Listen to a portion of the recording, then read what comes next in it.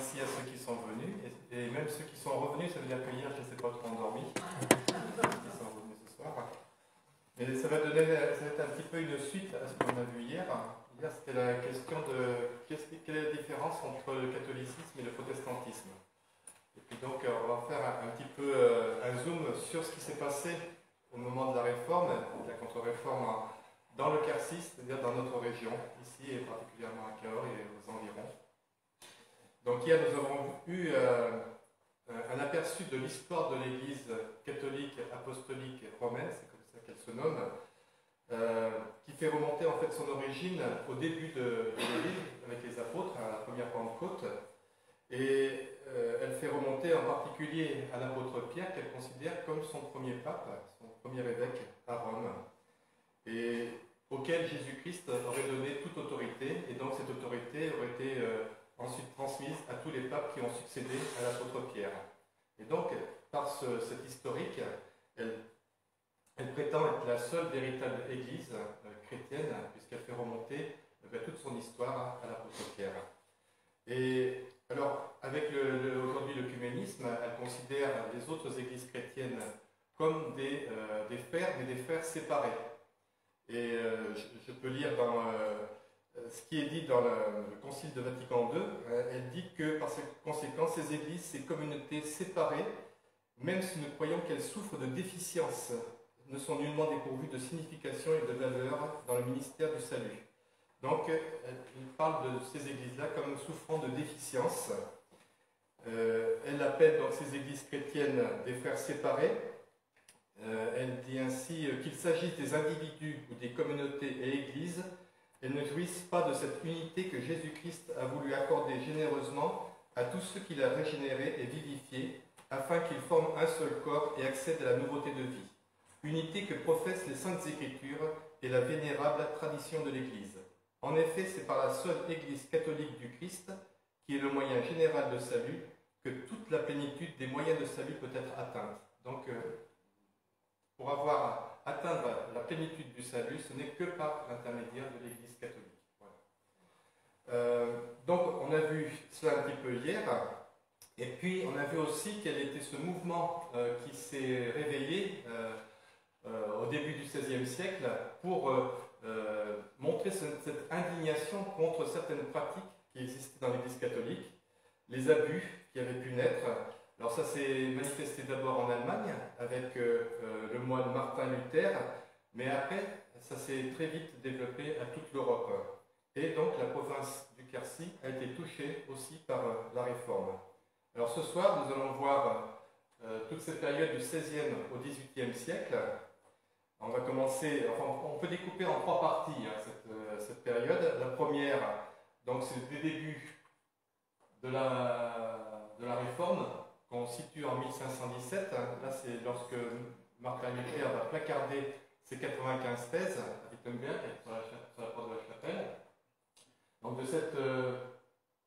ce début de la réforme jusqu'à l'édit de Nantes, en 1598, qui a été promulgué par Henri IV, pour mettre fin aux guerres de religion. Il y a eu 8 guerres de religion entre 1562 et 1598. Ces guerres de religion qui ont touché aussi le Quercy. Donc ça c'est une première partie. Ces guerres avaient complètement ravagé le royaume. Ensuite la deuxième partie c'est de cet édit de Nantes jusqu'à sa révocation par Louis XIV en 1685. La révocation, c'est-à-dire que on a supprimé carrément l'édit de Nantes. Alors juste un mot pour dire que l'édit de Nantes c'était un édit de tolérance. C'est-à-dire qu'il n'y avait pas une liberté complète pour les protestants. Et on va développer, je vais développer ça un petit peu. Et puis, après l'édit de la révocation de l'édit de Nantes, eh bien, on verra que, surtout après l'assassinat de Henri IV, donc ça c'est plutôt avant, après l'édit de Nantes, et l'assassinat d'Henri IV, après les guerres vont à nouveau reprendre.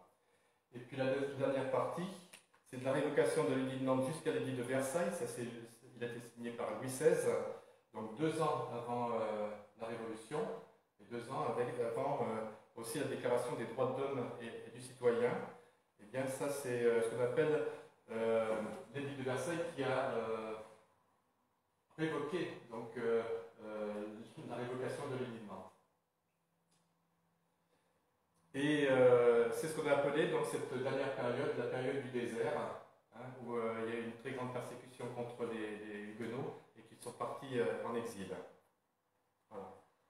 Donc, je vais commencer à vous présenter la carte du Quercy.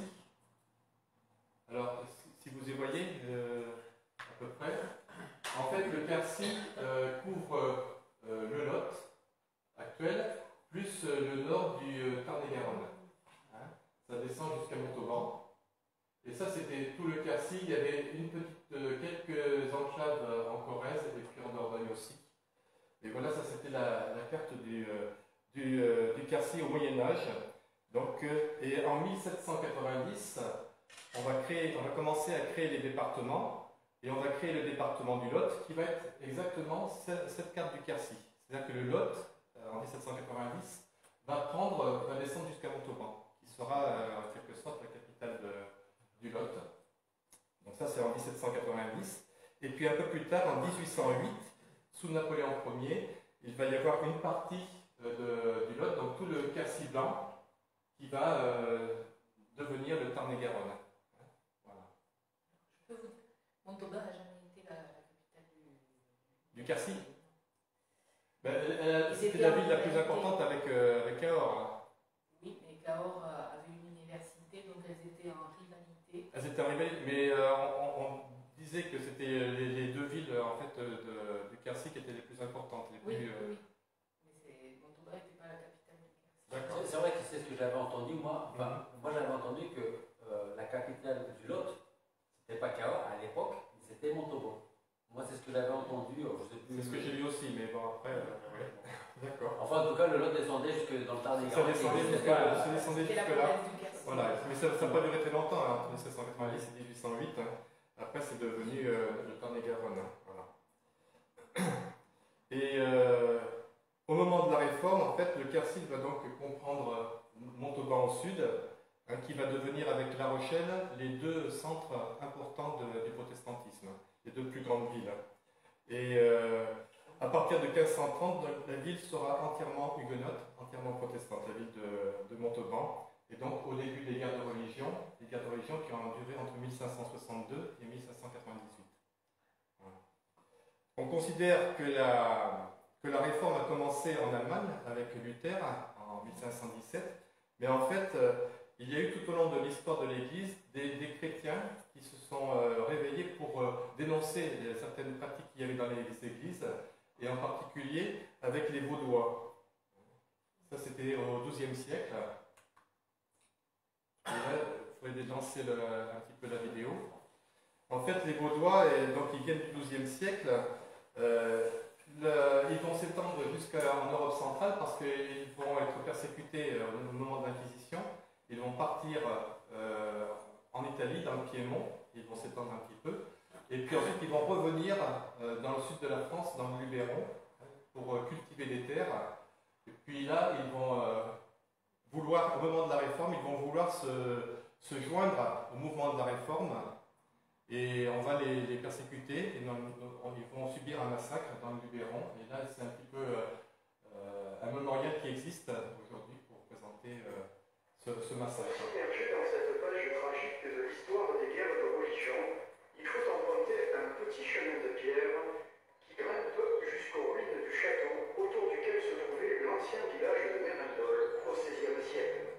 De là, les habitants vont voir arriver le 18 avril 1545 5000 soldats royaux. On a appliqué la reine de Mérindol, François Ier a décidé que tout soit détruit. Non seulement on a arrêté les hérétiques, mais en plus on détruisait leurs biens, les maisons devaient être abattues, il y avait des pontonniers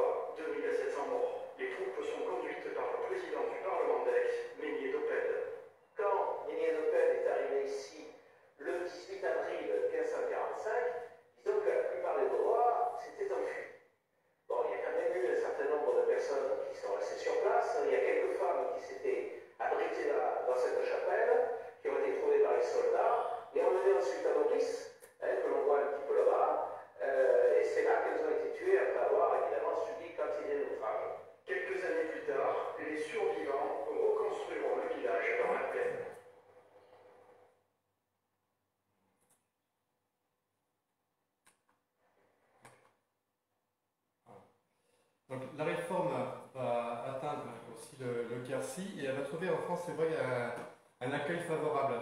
Comme je disais hier, on est passé du Moyen-Âge à la Renaissance avec la redécouverte des textes dans les langues anciennes. On est ouvert à la critique, en particulier à la critique religieuse, et donc il s'élève des mouvements, et le mouvement de la réforme va être bien accueilli dans le sud. Tout d'abord par les universitaires de Toulouse et de Montauban qui vont venir dans le Quercy. Il y a aussi la fréquentation de la cour de Nérac, où se trouve la reine de Navarre, Jeanne d'Albret. Et à cette cour, il y a un certain nombre de personnalités qui viennent, des poètes et autres, comme Clément Marot ou d'autres. Et Jeanne d'Albret, c'est la mère du futur Henri IV. Et donc, il y a tout Jeanne d'Albret, c'était une fervente protestante. Et tout d'abord, ça va être surtout des nobles, des gens instruits qui vont se convertir. On considère qu'il y a à peu près 40% des nobles de Quercy qui vont se convertir. Et après, la question que l'on peut se poser, c'est, mais la terre du Quercy, c'est une terre quand même très rurale. Alors comment est-ce que les gens qui ne sont pas forcément très savants, qui ne savent pas lire et écrire, comment ça se fait qu'eux, ils vont se convertir? On comprend avec la noblesse, avec toutes ces idées qui se sont développées, mais comment est-ce que les gens du peuple, peu instruits, vont-ils être aussi gagnés à la cause protestante? Bien, en fait, c'est surtout par la peur de la mort qu'ils vont être touchés, la peur de l'éternité, et ça va les entraîner à adhérer à la foi nouvelle, parce que dans cette foi-là, elle apporte une espérance que n'apportait pas aussi la religion catholique. C'était inconnu jusque-là. À l'époque, eh bien, la mort était présente partout. Il y avait beaucoup de morts en couche. Il y avait la guerre de 100 ans, de 1337 à 1453. Et dans la région, il y avait beaucoup de combats parce que le Quercy touchait à l'Aquitaine, et l'Aquitaine était anglaise. Donc il y a eu énormément de combats. Et puis il y a eu aussi beaucoup d'épidémies de peste. Entre 1492 et 1588, il y a eu 17 épidémies de peste ici, qui avaient décimé pratiquement la moitié de la population. Donc on était très au fait de la mort, c'était quelque chose de tout à fait courant. Et il y avait aussi énormément de cas d'inondation, donc les cultures étaient décimées, et puis donc il y a eu beaucoup de famine aussi. Et durant toutes ces années, donc, il y avait une espèce d'atmosphère de fin du monde, et le moindre signe était prétexte justement à croire que la fin du monde était proche. Voilà. Alors, comment est-ce qu'à l'époque on pouvait assurer son salut? Bien, il y avait les prières publiques, il y avait les processions, les vœux à Saint-Roch notamment. Là, ce matin, je suis allé pas très loin d'ici, donc je pense que les Caluerciens pouvaient aller à la chapelle Saint-Roch, qui se trouve à La Roque-des-Arcs, pas très loin. Voilà. Et donc, Saint-Roch était le saint pour les pestiférés. On le trouve toujours avec un chien, et aujourd'hui, il y a encore des bénédictions pour ceux qui ont des animaux, ils viennent faire bénir leurs animaux. Et donc, il y avait aussi les offrandes aux saints, on faisait dire aussi énormément de messes, ou alors il fallait faire des bonnes œuvres. Et parmi ces bonnes œuvres, il y a en particulier les indulgences, qui permettent de réduire ce temps de purgatoire. En fait, c'est une salle d'attente, j'expliquais hier, où on peut avoir des réductions de peine si on achète des indulgences. Et donc, il y avait cette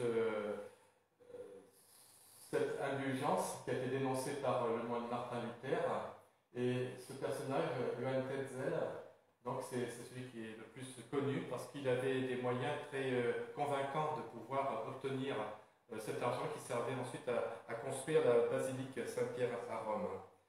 Dans un de ses discours qui a été dénoncé par Luther, je lis le discours qu'il a écrit: « Venez, et je vous donnerai des lettres munies de sceaux, donc c'est les indulgences, par lesquelles les péchés même que vous auriez envie de faire à l'avenir vous seront tous pardonnés. Je ne voudrais pas échanger mes privilèges contre ceux de Saint-Pierre dans le ciel, car j'ai sauvé plus d'âmes par mes indulgences que l'apôtre par ses discours. Il n'y a aucun péché si grand que l'indulgence ne puisse le remettre. Donc la repentance n'est pas nécessaire, il suffit de payer pour être pardonné de ses péchés.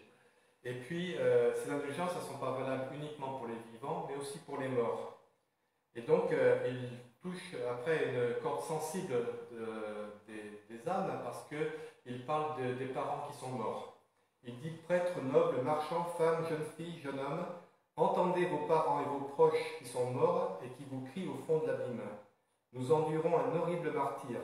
Une petite aumône nous délivrerait. Vous pouvez la donner et vous ne le voulez pas. » Voilà. Donc ça, c'était un petit peu comment il avait récupéré des sous pour Rome. Et puis, il y avait d'autres qui agissaient d'une façon différente, dans un autre style. Dès 1518, il y avait des prédicateurs qui parcouraient le royaume pour annoncer la fin du monde, le jugement de Dieu. Et donc, il y en a un qui était le plus connu ici, dans cette région, qui a parcouru la Guyenne et le Quercy. C'était un moine franciscain qui s'appelait Thomas Illyricus et qui va de ville en ville. Il était de Croatie et il parcourait souvent le chemin pour aller à Compostelle et il s'arrêtait de ville en ville pour prêcher, dénoncer le péché et donc demander aux gens de se repentir pour échapper à la colère de Dieu. Il s'est arrêté aussi à Cahors. Il y avait tellement de monde pour l'écouter qu'il est allé sur le bord du Lot dans un grand champ. Et puis là, il y a beaucoup de Caburciens qui vont se repentir et en particulier, ils vont jeter les jeux de cartes parce que ils perdaient beaucoup d'argent en allant dans les bars et ce qu'on appelait les cabarets à l'époque pour jouer. Et donc, ils ont jeté leurs cartes. Voilà. Ils sont repentis. Mais si Thomas Illyricus a voulu revenir à une pureté de l'Évangile, mais paradoxalement, il a toujours combattu le mouvement de la Réforme. Et donc, c'est dans ce climat de peur de la mort que la doctrine de Luther va être, puis celle de Calvin, va être bien accueillie, parce qu'elle va répondre à ces peurs.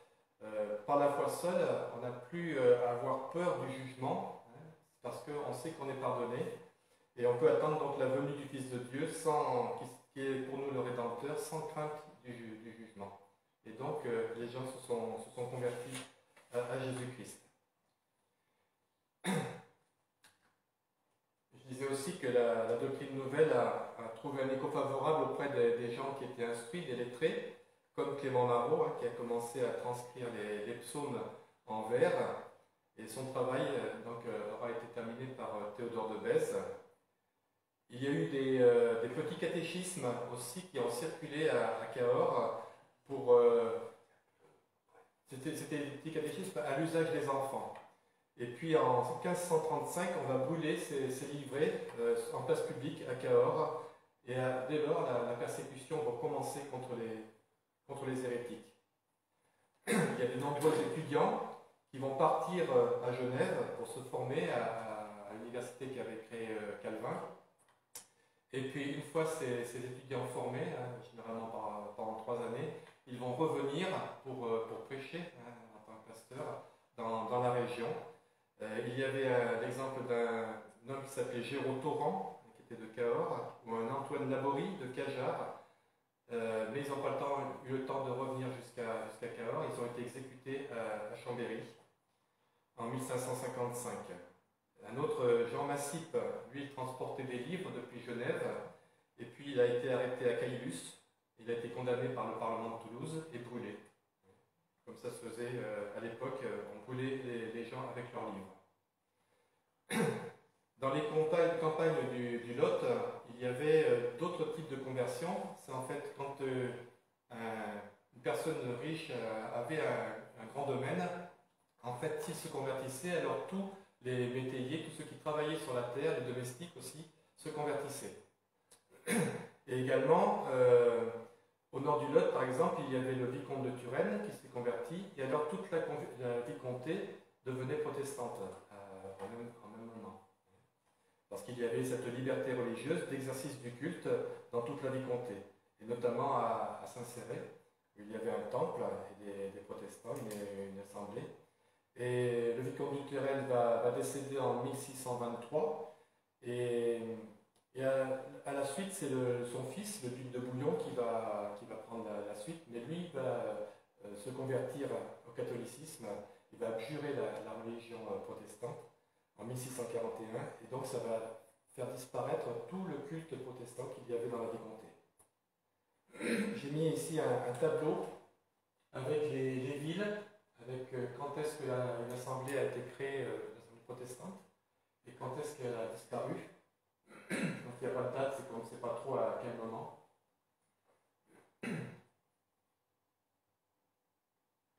Donc elles ont toutes été créées à peu près dans la deuxième partie deuxième moitié du XVIe siècle. Voilà. Certaines ont disparu très rapidement. On voit Cahors, créé en 1560 et disparu en 1561. Mais Cahors était resté toujours très catholique. C'est à cause du pape.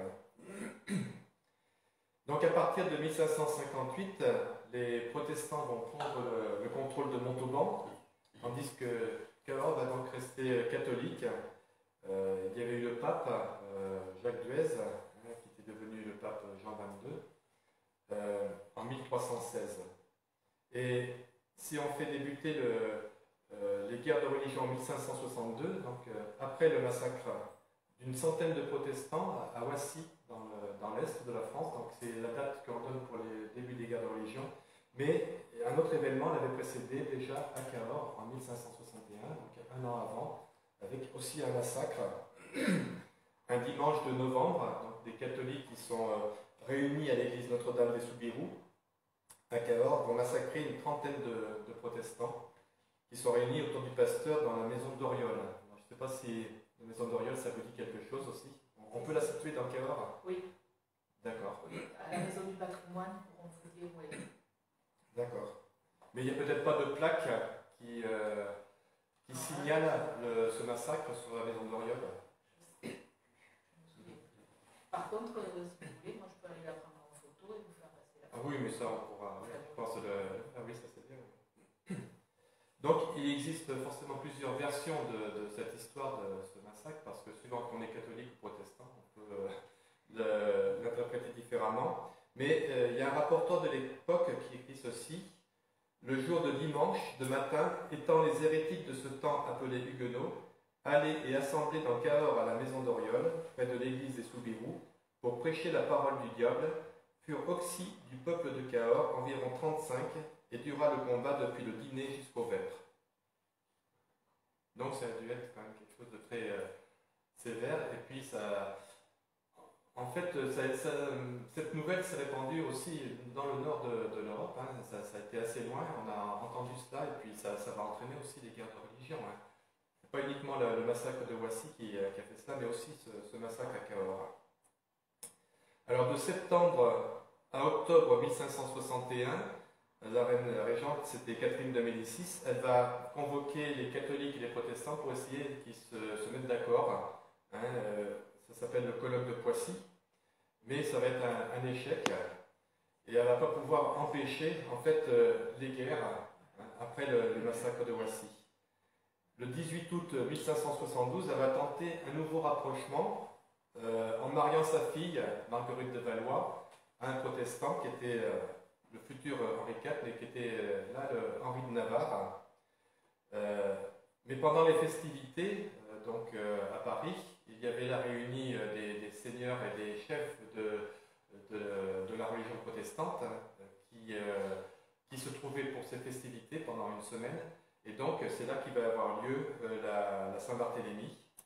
Hein, une Saint-Barthélemy qui ne va pas avoir lieu qu'à Paris, mais qui va s'étendre sur tout le territoire. Et alors ça, c'est une carte que je parlais tout à l'heure, mais c'est celle du massacre donc, de ces protestants à Cahors. Et là, on voit en fait la Saint-Barthélemy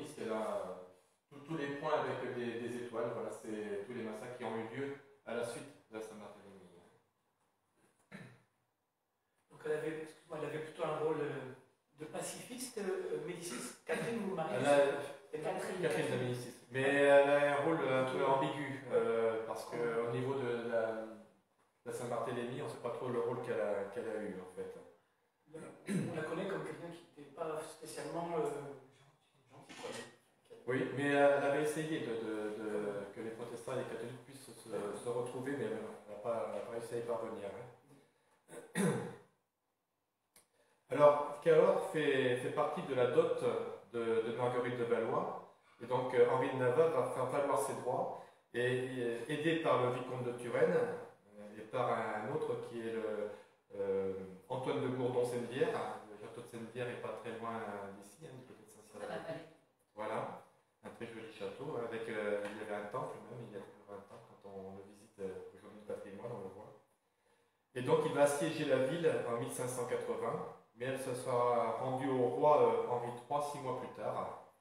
Voilà.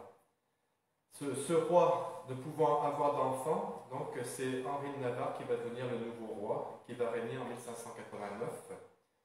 Mais il ne sera couronné qu'en 1594, après avoir abjuré la religion protestante et devenir catholique. Et on lui prête cette phrase, donc Paris vaut bien une messe. C'est pour pouvoir devenir roi, parce que en fait le pouvoir royal, pour pouvoir conserver l'unité dans le pays, il faut une seule religion. Et hier on a vu avec l'Empire, l'empereur, pour avoir aussi une unité dans son empire, il fallait qu'il y ait une seule religion.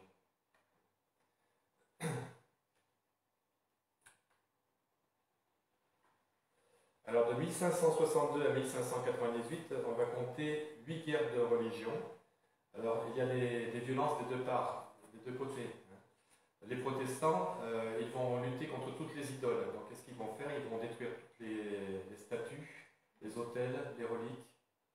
Et de l'autre côté, les catholiques vont chasser les protestants. Il va y avoir des combats entre les deux, entre différents villages, différents bourgs, et des massacres de chaque côté. Et puis en 1598, donc l'édit de Nantes, qui est promulgué par Henri IV, va organiser la coexistence des deux confessions. Et notamment, il va octroyer aux protestants des zones, des places de sûreté. Donc dans le Quercy, il y en aura 4 places de sûreté. Il y a Montauban, et puis dans le Lot, il y a Figeac, il y a Cajarc et Cardaillac. Alors, il y a une certaine liberté religieuse, mais en fait, c'est juste une liberté de conscience, parce qu'on ne peut pas pratiquer le culte protestant partout en France. En particulier dans des villes comme Paris, Lyon ou Toulouse, c'est interdit. On ne peut pas pratiquer ce culte. Il faut le faire que uniquement dans les zones, dans les villes de sécurité, qui sont donc, comme j'ai dit, pour le Lot, Cajarc, Cardaillac et Figeac. Alors, dans les places de sûreté, les protestants vont disposer d'une garnison avec des soldats. Comme à Figeac, ils ont une 60aine d'hommes pour se protéger. Et puis, ils vont construire des fortifications. Alors, il y avait des fortifications autour de Montauban, autour de Figeac, autour de Cajarc, etc., de Cardaillac. Et il y a aussi certaines places qui sont des places particulières. C'est là où il y a le seigneur, avec un château, comme donc, je disais tout à l'heure, à Turenne ou à Sennevière. Ça, c'est des places particulières. Et en fait, si cet édit de tolérance semble accorder une certaine liberté aux protestants, ça va en même temps créer des conditions pour une recatholisation de la région, du royaume. Et la maxime de l'époque, c'était un roi, une loi et une foi. Donc pendant les guerres de religion, le pouvoir du roi a été malmené, il a été contesté. Et donc maintenant, il est nécessaire que le roi puisse réaffirmer son pouvoir. Et son pouvoir va passer par une seule religion, donc pour unifier le royaume. Là, ça c'est une image des remparts à Figeac, qui avait été construit pour protéger la ville. Et donc, c'est juste des vestiges qu'il y a maintenant. Henri de Navarre, donc, il est devenu le roi Henri IV en 1589, après avoir abjuré la foi protestante, et il va reconstruire en fait son royaume, mais veiller à faire respecter le fait qu'il ait l'autorité royale sur tout son royaume. Et le 14 mai 1610, il va être assassiné par Ravaillac, c'est un catholique. Alors je ne vous expliquerai pas comment il est mort, ce pauvre Ravaillac, parce que toutes les tortures qu'il a subies, c'est quelque chose d'assez incroyable. Et on se demande comment même les gens qui le torturaient se demandaient comment il pouvait résister encore.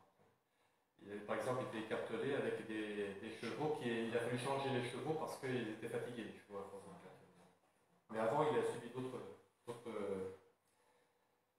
d'autres amusements. Donc, il est assassiné, et le nouveau roi, c'est Louis XIII, qui va régner jusqu'en 1643. Et sous son règne, Louis XIII, les guerres vont reprendre dans tout le royaume. Et la plupart des places protestantes que j'ai nommées tout à l'heure vont être supprimées. C'est-à-dire qu'on va casser les fortifications et qu'on va reprendre ces villages. Ils vont redevenir catholiques. Après un premier siège en 1621, Montauban va capituler en 1629, donc 8 ans plus tard. Et c'est un an après le siège de La Rochelle. Richelieu fait raser toutes les fortifications, que ce soit à La Rochelle comme à Montauban, et les protestants vont ainsi perdre toute leur place de sûreté. Il n'y aura plus rien.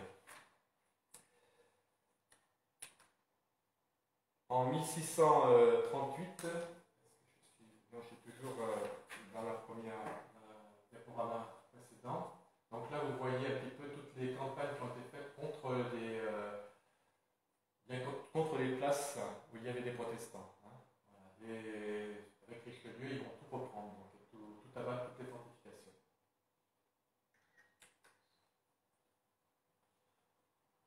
De septembre.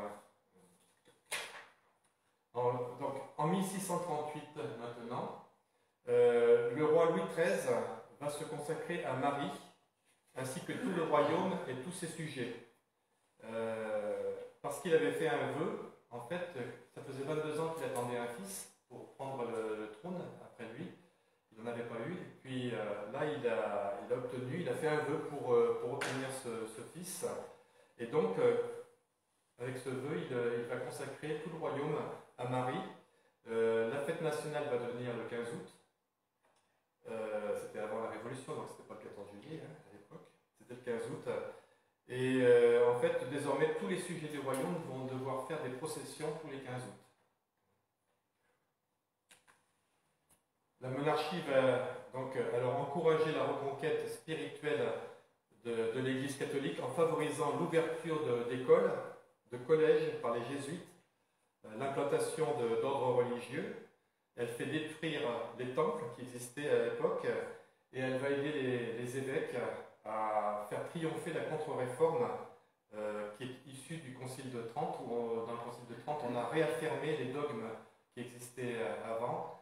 On les a bien affirmés, notamment le fait que la parole de Dieu était composée des livres avec les livres deutérocanoniques, qu'elle a incorporé comme un second canon. Et puis le fait que la tradition était aussi importante que la Bible. Et donc il y a aussi un certain nombre de congrégations qui vont être créées, comme les Mirepoises à Cahors, qui est chargée de former les enseignantes pour les jeunes filles, généralement les jeunes filles pauvres. Et les endroits où ces Mirepoises vont s'installer assez stratégiques, parce qu'on les retrouve dans les anciennes villes où il y avait les protestants. C'est-à-dire on les retrouve à Saint-Céré, à Figeac, à Cardaillac et à Cajar, ou encore à Saint-Antonin. Et puis il y a cet homme qui est représenté ici, un évêque de Cahors de 1636 à 1659, c'est Alain de Solmignac. Et lui, il va mettre 20 ans à faire triompher la contre-réforme dans son évêché, un évêché qui est très grande, mais qui est assez délabré à l'époque, sur le plan matériel et sur le plan spirituel. Il va faire déployer de gros efforts pour supprimer l'hérésie calviniste, et en particulier, il va recevoir les abjurations des nobles. À noter qu'en 1981, il a été béatifié par le pape Jean-Paul II. À partir de quelque chose qui était dit, par exemple, à partir de 1664, les jeunes filles huguenotes pouvaient se convertir au catholicisme à 12 ans et les garçons à 14 ans. Mais quelques années plus tard, la majorité de conscience était baissée à 7 ans. C'est-à-dire qu'on voulait absolument de toute façon que tout le monde devienne catholique.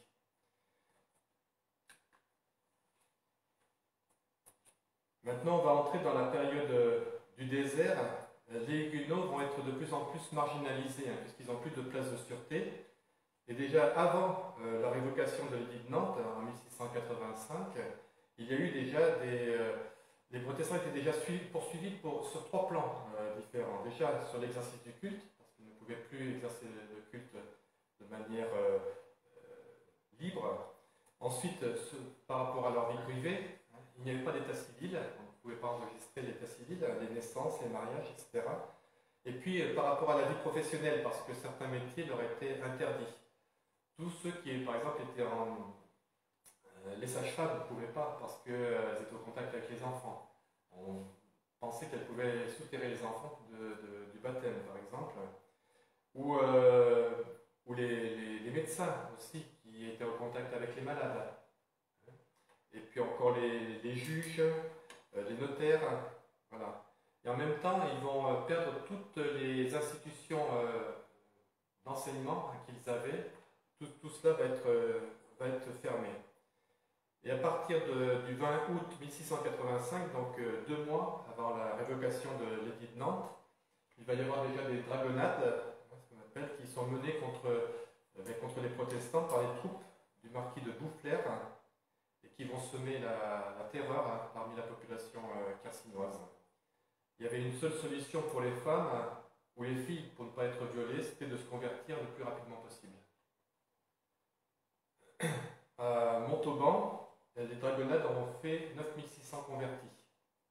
C'est-à-dire qu'on convertissait les gens de force, bien entendu. Le 3 septembre 1685, il y a une abjuration collective à Cajar. Et 2 jours plus tard, c'est à Cardaillac, 142 familles, soit 700 personnes qui vont se convertir. Vous voyez ici, donc, que je mets nombre d'individus convertis, c'est convertis de force au catholicisme. Donc c'est pratiquement tout le monde, puisque à Calvignac, restait une famille qui n'a pas voulu se convertir, et à Saint-Martin-de-la-Bouval aussi. Sinon tout le monde se convertissait. Alors, on faisait signer des lettres d'abjuration, mais en fait, les gens qui se convertissaient, ils signaient ça juste pour faire gagner du temps, avant de pouvoir s'échapper et fuir, pour beaucoup. La révocation de l'édit de Nantes, qu'on appelle aussi édit de Fontainebleau, ça c'est en octobre 1685, va provoquer donc le départ de beaucoup de personnes, mais des pasteurs en premier lieu, qui vont partir beaucoup sur Genève. Et puis à Genève, il va y avoir tellement de monde qu'ils ne vont pas pouvoir rester tous à Genève.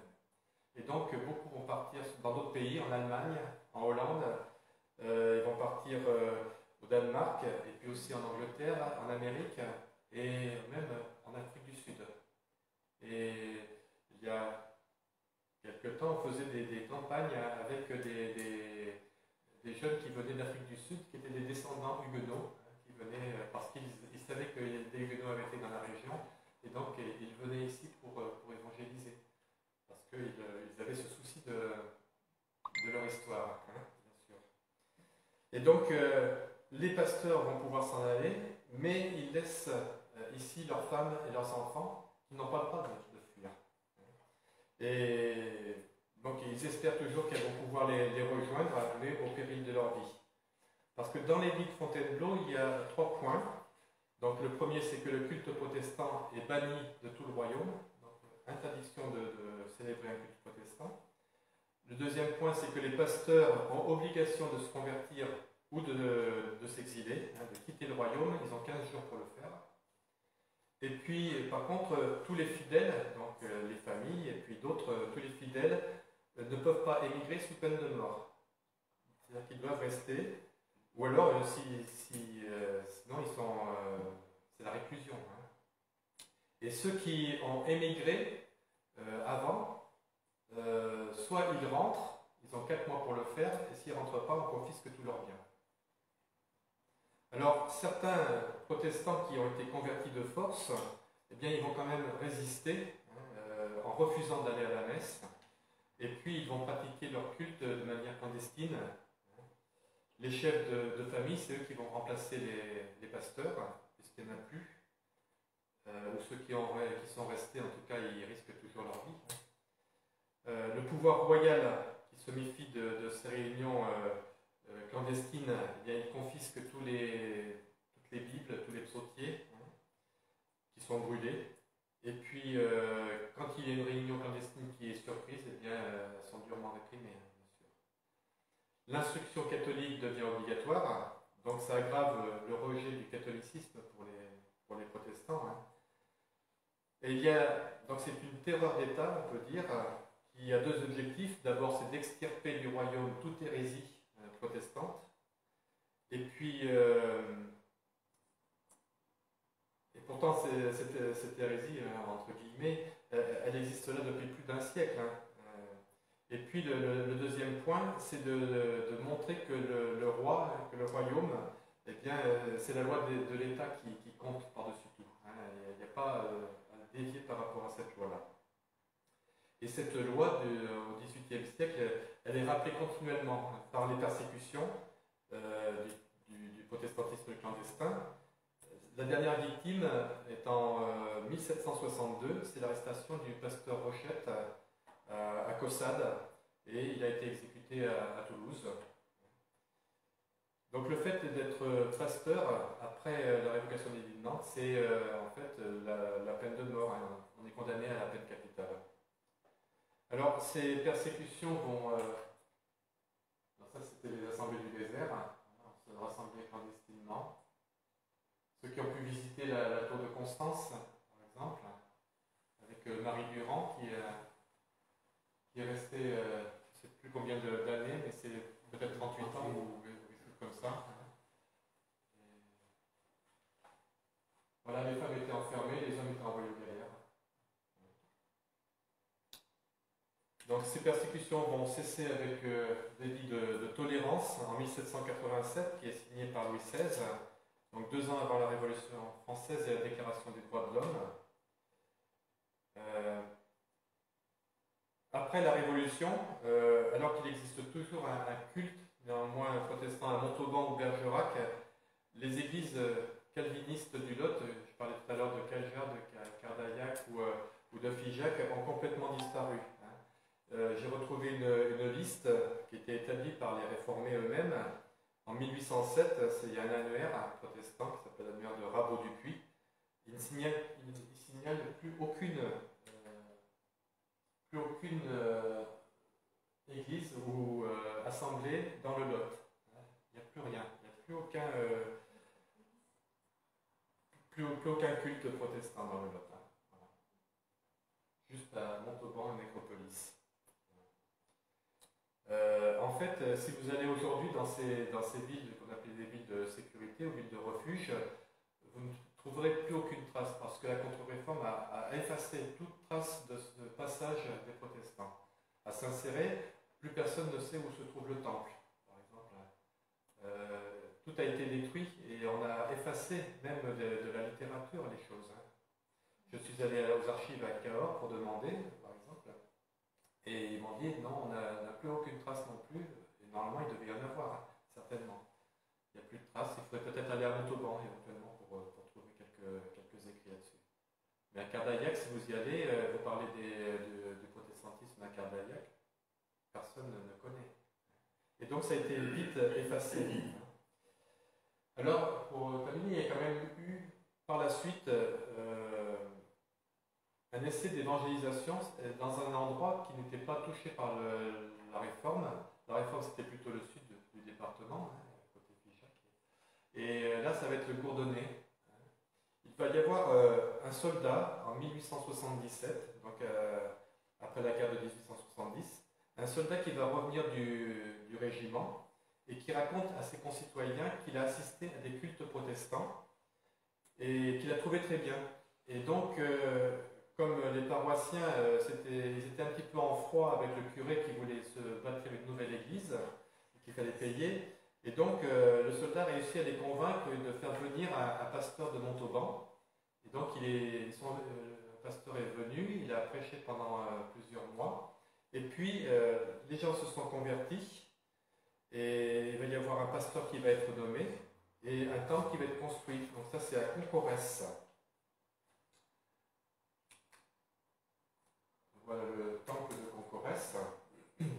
Et le pasteur Verson, qui est secrétaire du comité d'évangélisation, il fait un rapport en 1879 pour vous dire que, eh bien, il y a eu des protestants pendant un certain temps.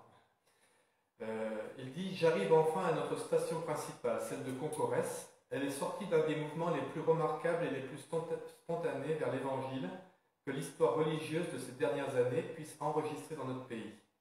La première prédication évangélique faite à Concorès est du 13 mai 1877. C'est un village entièrement catholique, aussi ignorant et superstitieux que peut l'être un village perdu dans les montagnes et dans un département où le nombre de protestants est encore inconnu. » Voilà, on avait déjà oublié en 1877 qu'il y avait eu des protestants dans le sud du département. Aujourd'hui, Concorès forme une communauté protestante de plus de 200 membres, animée d'un rare esprit missionnaire. Nos amis ont à leur tête un pasteur évangélique.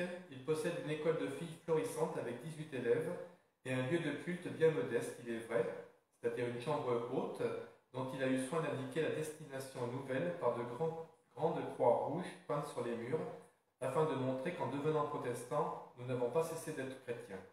Et cette pauvre chambre se remplit tous les dimanches, souvent dans la semaine, d'un auditoire modèle attentif, recueilli, comme j'en ai rarement trouvé dans nos vieilles églises protestantes.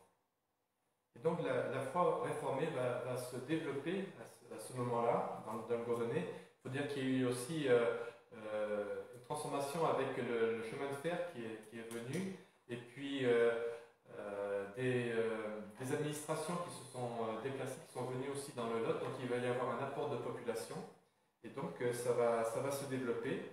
Et des temples vont être construits aussi à Saint-Cyr-Madelon et La Motte-Fénelon. Alors si vous allez voir ces temples, aujourd'hui c'est devenu des maisons, c'était racheté par des particuliers qui les ont transformés. C'est plus des temples maintenant. Et donc, dans ces villages-là, il y avait un redémarrage un petit peu de la foi évangélique. Et bien, ça n'a pas duré très longtemps, parce qu'il y avait une cohabitation entre les catholiques et protestants qui était très difficile. Et c'était aussi sur le plan politique, parce que les catholiques étaient plutôt monarchiques, tandis que les protestants étaient plutôt républicains. Donc, ils ne s'entendaient pas vraiment. Et puis, donc, en 1900, si on comptait 650 calvinistes dans cette région, qui étaient fidèles, des convertis fidèles. Mais après, il y a eu la guerre. Il y a eu aussi cette emprise ancestrale du catholicisme dans ces régions rurales, et qui étaient, disons, très attachés à leur rite, à leur tradition. Et puis, il y a eu l'exode rural. Ça expliquait que en 1923, ils n'étaient plus que 150. Et puis donc, au début des années 2000, la dernière protestante de cette époque-là est décédée. Donc, il n'y avait plus personne après. Donc, aujourd'hui, on peut dire les protestants dans le Lot, de ces huguenots qui sont issus de la Réforme, du XVIe au XVIIIe siècle, eh bien, il ne reste aucun descendant. Et s'il y a eu des descendants, eh bien, ils ne savent même pas qu'ils sont descendants huguenots, parce que la mémoire a été effacée. Voilà. Pourtant, c'est des hommes et des femmes qui avaient souffert pour leur foi pendant 3 siècles, et c'est quand même une histoire qui est assez triste de voir qu'il n'y a plus aucune trace de cela. Je ne sais pas si vous avez des questions à poser par rapport à ça.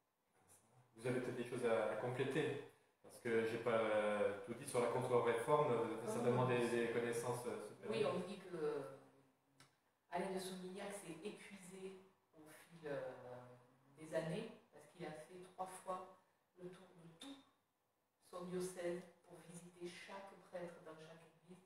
certains qui étaient misérables, qui n'avaient même plus un toit sur la tête. Voilà, il a relancé, il a créé aussi le séminaire pour les lazaristes. Donc il a formé beaucoup. Voilà, Mais disons que du point de vue catholique, son travail n'a pas été vain, parce qu'il a réussi à relancer, à recatholiciser complètement tout son diocèse, hein, toute l'évêché. J'ai une question qui me vient comme ça, puisque on savait différencier un catholique d'un protestant. Ça veut dire que quelqu'un qui n'allait pas à la messe, était catholique, était considéré comme un protestant, mais est-ce que ça veut dire que tout le monde allait forcément à un culte à l'époque, ou bien, parce qu'il y avait aussi des athées, je suppose, quelqu'un qui n'allait pas à la messe était tout de suite identifié comme, était-il identifié comme hérétique, donc comme protestant? C'est vrai que ce n'est pas comme aujourd'hui, hein. Il y avait beaucoup, les gens ils allaient à la messe, c'était quelque chose de tout à fait normal. D'accord. Après, il y avait peut-être des bars en face des églises aussi pour les hommes. Il y avait aussi une époque où on se souciait beaucoup de ce que les voisins pensaient et pouvaient dire. Aujourd'hui, tout le monde se moque de ce que les autres pensaient. En fait. Et puis il y a une plus grande différence aussi dans le cadre de tout ce qui est religieux. Voilà. Donc il y en a certains qui devaient aller quand même parce qu'il fallait y aller aussi. Oui. Que ce soit chez les protestants ou chez les catholiques.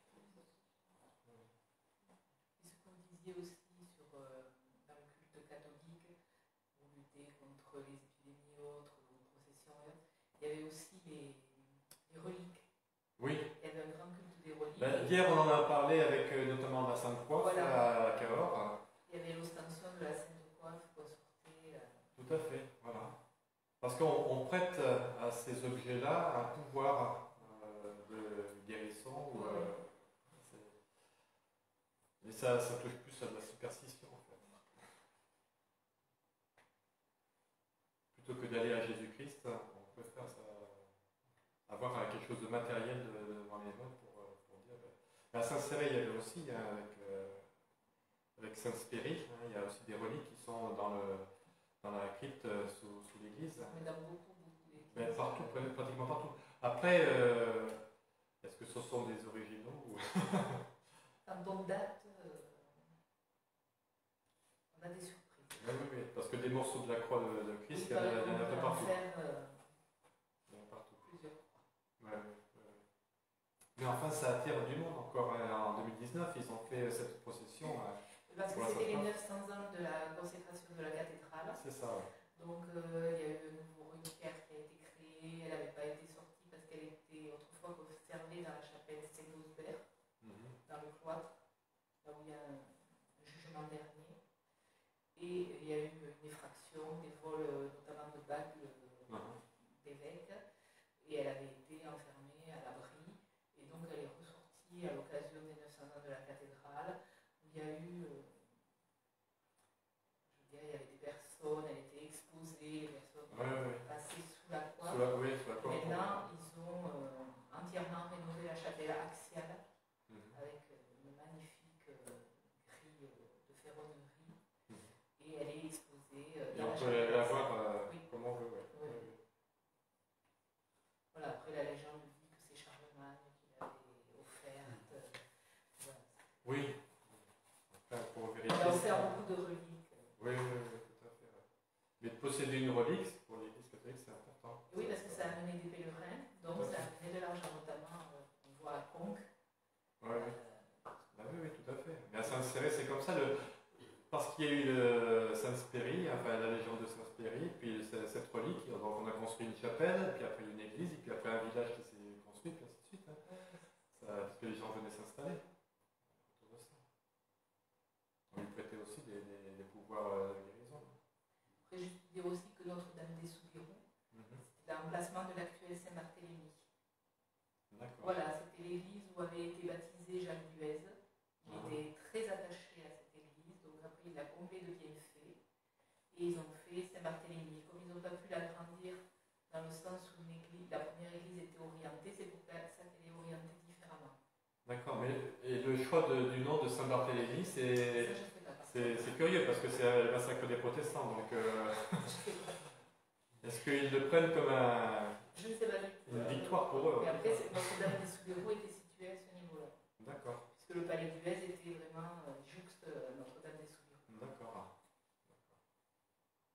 Ouais, c'est intéressant. Après, on remarque une chose, là tu as dit tout à l'heure qu'il y a des générations d'aujourd'hui qui ont oublié, qui ne savent pas tout simplement qui descendent de protestants du Guénon. Et ils ont malheureusement fait bien leur travail dans le sens d'essayer d'éliminer toute l'histoire protestante. Enfin, chez nous, dans l'autre, moi je parle. Oui. Parce que, encore plus à Cahors, qui est quand même resté quand même catholique, si à Cahors tu dis que tu es chrétien mais que tu n'es pas catholique, on peut te regarder un peu de travers. Si tu dis protestant, ça passe un petit peu mieux. Mais c'est vrai que ce qui est dommage, c'est que les gens, ou n'aient pas du tout conscience de l'histoire, ou ont oublié tout simplement qu'il n'y avait pas que l'Église catholique, il y avait aussi les protestants. Mais ça, les gens, je sais que moi, même en parlant avec une amie la dernière fois, elle me dit, mais du coup, j'ai dit, ben si, je suis chrétienne en fait, mais c'est juste que c'est pas la même église que toi tu connais, et que voilà, c'est quelqu'un qui a été baptisé, communion, tout ça, et aujourd'hui, elle est même plus dans aucune foi du tout. Donc, c'est vrai que les gens ont du mal à. Pour eux, chrétien, c'est catholique. Enfin, pour beaucoup de gens, Oui, mais dans les médias, c'est ça aussi. Hein. Oui, ouais. Quand on parle des chrétiens, c'est catholique. Mais je suis en contact avec Radio Présence, puisque l'émission là, nous peut enregistrer. Ils savent que je suis protestant, comme les protestants, et malgré ça, la responsable de la radio, elle m'a invité à voir l'évêque, et sachant que je suis protestant, je l'ai dit, enfin on l'a dit, je suis protestant, et j'ai vu une telle insistance chez elle pour que finalement je m'engage davantage dans la radio. Qui me fait dire que finalement les catholiques sont intrigués par les protestants. Et je crois qu'ils veulent, s'ils ont oublié ce qui s'est passé, ils ont ce désir en tout cas de faire connaissance avec nous. Et je pense que c'est peut-être ce qui... de renouer, quoi. J'ai l'impression de renouer. Et finalement, est-ce que cette perte de mémoire, est-ce que ça ne va pas aboutir à quelque chose de positif, dans le sens que tout ce qui s'est passé là, à la base de revenir à l'essentiel finalement. Après, peut-être, je ne sais pas ce que tu en penses, mais peut-être que l'Église catholique en général veut renouer des liens, pour dire ça comme ça, peut-être parce qu'ils estiment que, comme ils nous appellent les évangéliques ou les évangélistes, avance. Donc peut-être qu'ils veulent essayer de récupérer un lien parce qu'ils n'ont plus la main sur les gens comme ils l'avaient avant, en tout cas. Oui, possible, comme la désertion des églises. Ils ont plus du tout le même pouvoir qu'avant. Le pouvoir était lié au royaume et l'État. Maintenant qu'on est une république, effectivement, c'est complètement différent. Mais c'est vrai que cette notion de dire je suis protestant, ah, mais t'es pas chrétien, alors c'est vrai que ça reste. Je discutais avec un prof d'espagnol qui elle, est espagnole, donc catholique. Je ne comprenais pas, quoi. Elle disait, mais vous croyez en quel Dieu? La Vierge, je pense que le pouvoir de l'Église catholique en France a diminué à partir de la séparation de l'Église et de l'État en 1905. Parce que sinon, ils avaient un très très gros pouvoir. Et c'est pour ça aussi que les républicains ne voulaient pas que les femmes aient le droit de vote, parce qu'ils étaient persuadés, et c'était vrai, qu'elles auraient suivi les conseils de leurs prêtres.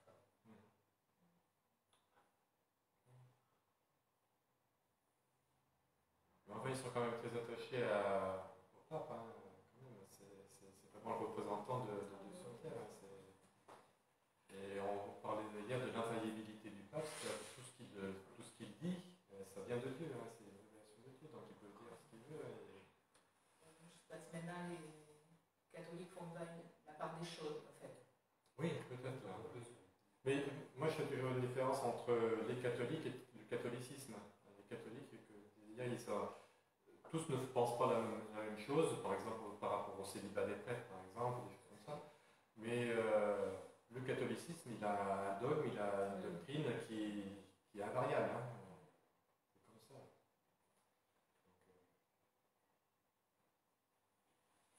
Et après, quand vous parliez du massacre de la Saint-Barthélemy, quand il est décrit parle d'un fleuve de sang qui a Oui. coulé pendant des semaines. C'est ça, oui. Oui, parce que c'était justement, on concentre ça sur Paris, mais en fait, comme je l'ai montré, c'est sur toute la France hein, qu'il y a eu des massacres.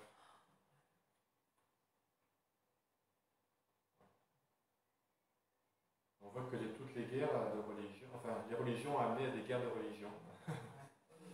C'est l'intolérance. C'est pour ça qu'on ne parle pas de nous de religion, mais vraiment d'une relation avec Dieu, mais pas une religion qui en fait est faite par les hommes, des hommes imparfaits. Et ça, c'est une anecdote, mais moi, j'ai découvert il y a peu de temps le siège de Montauban, parce qu'il y a un dessinateur local qui a fait une bande dessinée sur le siège de Montauban. D'accord. Qui s'appelle Joël Volonsky. Ouais, d'accord. Je connais plus celui de La Rochelle, mais c'est un peu le même genre. Puis ça a duré quelques années, le siège.